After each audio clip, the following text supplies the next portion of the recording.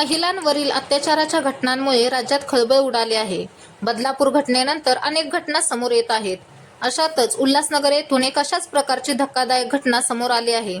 राज्यातील महिलांवरील अत्याचाराच्या घटना वाढत असलेल्या पाहायला मिळत आहेत.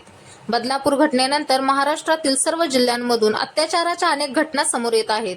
या घटनांमुळे राज्यातील जनतेचा रोष वाढलेला असताना ठाणे जिल्ह्यातील उल्हासनगर येथून एक धक्कादायक घटना दिनांक 28 ऑगस्टला उघडकीस आली आहे.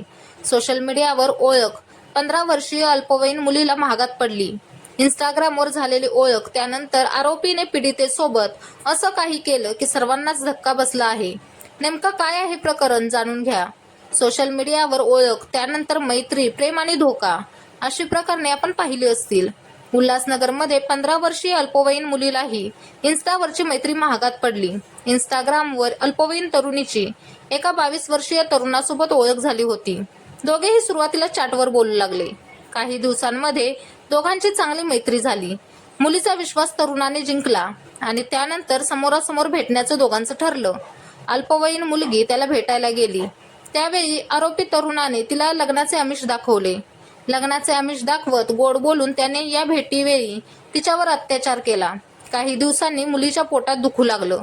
सुरुवातीला दुखत असेल म्हणून जास्त लक्ष दिलं नाही, पण सतत पोट दुखू लागल्याने तिच्या पालकांनी तिला दवाखान्यात नेलं. डॉक्टरांनी केलेल्या तपासणीत मुलगी गरोदर असल्याचं समोर आलं. यामुळे मुलीच्या कुटुंबियांना धक्का बसला.